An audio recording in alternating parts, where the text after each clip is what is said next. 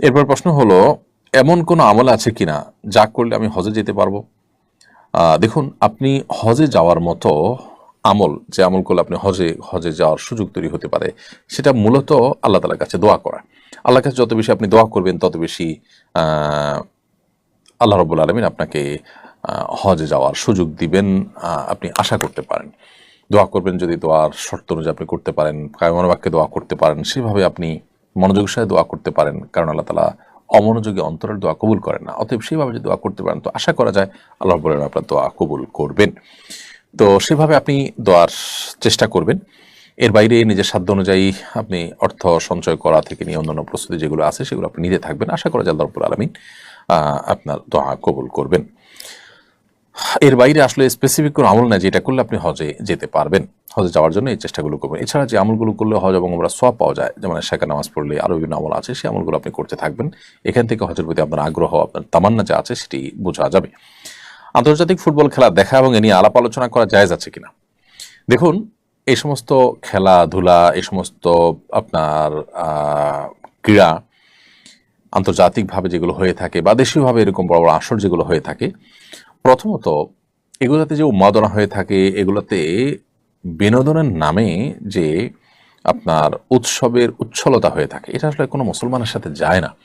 একজন মুসলমান পৃথিবীতে বেঁচে থাকার প্রয়োজনে তার যতটুকু আনন্দ বিনোদন প্রয়োজন আছে শরীর সেটাকে অ্যালাউ করে। কিন্তু মুসলমান দর্শনগতভাবে, বিশ্বাসগতভাবে তিনি যখন বিশ্বাস করেন যে অনন্ত অসীম কালের যাত্রা, তার সামনে আখিরাত রয়েছে, এই দুনিয়া খুব সীমিত সময়ের জন্য, তিনি এখানকার আনন্দ বিনোদনকে তার জীবনের বড় বিষয় হিসেবে দেখবেন না। যারা এই জাতীয় বিষয় ইনভলভ হয়ে থাকেন, তারা সাধারণত তাদের ঈমান এবং আমলগত ত্রুটি এটার জায়গা থেকে তারা এটার সাথে ইনভলভ হয়ে থাকেন। পশ্চিমা পৃথিবীর অনেক আলেমরা আমাদেরকে দেখা যায় এটার সাথে ইনভলভ হন, যেটা আমরা ব্যক্তিগতভাবে মনে করি দুঃখজনক এক কথায়। তাছাড়া এটা ফাসিকদের বড় মিলন মেলা। বিশেষ করে আমরা দেখেছি যে ফিফা, তারা তাদের ভেরিফাইড ফেসবুক পেজে সমকামিতার যে সিম্বল সেটা তারা প্রোফাইল পিকচারে স্থাপন করেছে রীতিমতো। অর্থাৎ এরা যত শয়তানি কর্মকাণ্ড পৃথিবীতে হয়ে থাকে সেগুলোর তারা পৃষ্ঠপোষক বলতে পারি।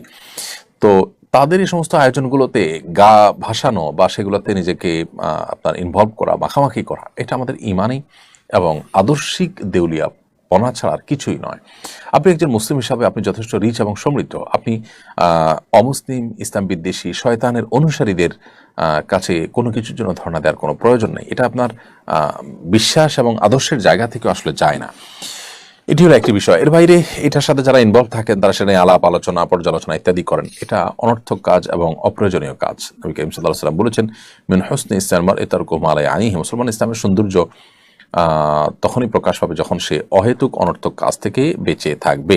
তো আপনি এই জাতীয় কাজ করছেন, সেখানে কে কি জিতলো না হারলো, এটাতে আপনার কি আসবে যাবে? তো এই জাতীয় বিষয়গুলোকে শরীয়ত অ্যালাউ করে না। অবশ্যই সেটাকে আমরা নাজায়েজ কাজের অন্তর্ভুক্ত মনে করি। রবিন, আপনি লিখেছেন, আমি আমার মা সহ তামাত্তু হজ করেছি। প্রথম ওমরা করার সময় মাকে হুইল চেয়ারে ওমরা করানোর জন্য একজনের সঙ্গে চুক্তি করেছি। হজের পর আমরা মদিনায় চলে যাই। মক্কায় ফিরে এসে দ্বিতীয় ওমরা করার সময় আমি নিজে মাকে হুইল চেয়ারে তওয়াফ ও সাই করাই। তখন মা জানান, প্রথম ওমরার সময় চুক্তিবদ্ধ লোকটি মাকে কেবল তওয়াফ করিয়েছেন, সাই করাননি।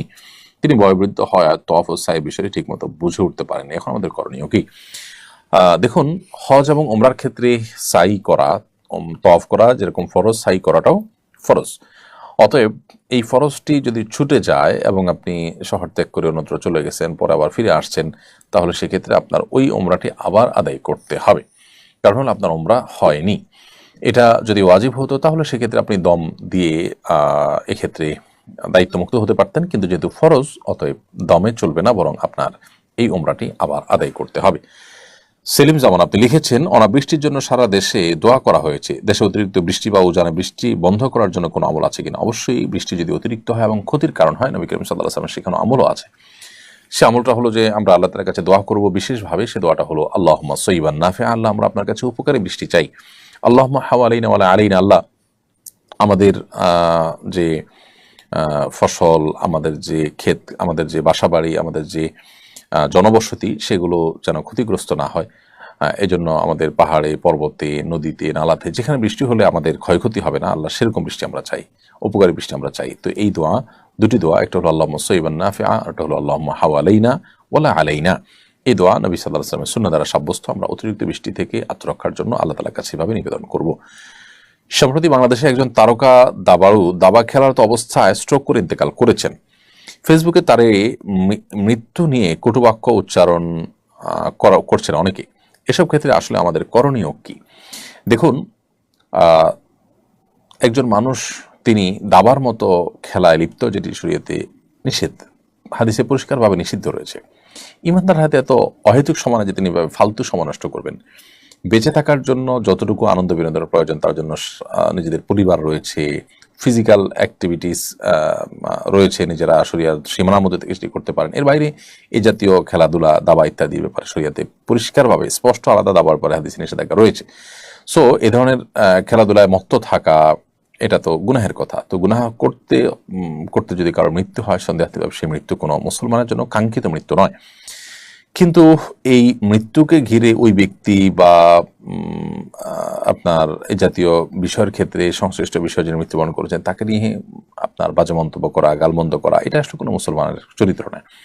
মুসলমান এরকম পরিস্থিতিতে তার জন্য সমবেদনা প্রকাশ করবে, তার এই মৃত্যুটা ভালো মৃত্যু ছিল না সেজন্য সিম্পেথি দেখাবে, তার এই মৃত্যুটা অনাকাঙ্ক্ষিত সেটি প্রকাশ করবে, অন্যদের জন্য দাওয়াতের কাজ হয় সেভাবে কথা বলবেন। কিন্তু কোনোভাবেই তাকে আঘাত করে, বিশেষ করে তাকে জাহান্নামে পাঠিয়ে দেওয়া, জাহান্নামী হিসাবে বলা, এই কাজগুলো করার সুযোগ নেই। কারণ হলো, কোনো ব্যক্তির যদি মুসলিম হয়ে থাকেন, গুনাহ করতে করতেও যদি মৃত্যু হয়ে যায়, তারপরও তার জাহান্নামী হওয়ার সার্টিফিকেট দেওয়া এটা আমার দায়িত্বের মধ্যে পড়ে না। এই বিষয়গুলোর ক্ষেত্রে আমাদের একটু দায়িত্বশীল আচরণ করা দরকার। বিশেষ করে কটু কথা, গালমন্দ করা, এগুলো তো কোনো অবস্থাতেই উচিত না। তবে হ্যাঁ, এই মৃত্যুর মন্দ দিক এবং এই মৃত্যু যে আমাদেরকে শিখিয়েছে যে আমরা গুনাহ যারা করছি তারা হয়তো তওবা করে ঠিক হয়ে যাবে চিন্তা করছে, অথচ গুনাহ করতে করতে আমার মৃত্যু হতে পারে, সেই ভয়াবহ বিষয়টি আমরা অন্যদেরকে দাওয়াতের উদ্দেশ্যে তুলে ধরতে পারি। সেই সাথে ওই ব্যক্তির জন্য আমাদের একজন মুসলিম ভাই তিনি, সেই হিসাবে তার জন্য আমাদের সিম্প্যাথি কাজ করবে যে তিনি একটা ভালো মৃত্যু পেলেন না, একটা খারাপ কাজ করতেও তার মৃত্যু হলো, এটা কতই না দুর্ভাগ্যজনক তার জন্য। কিন্তু তাই বলে তাকে গালমন্দ করা বা বাজে মন্তব্য, কটু উক্তি করা, এটা উচিত নয়।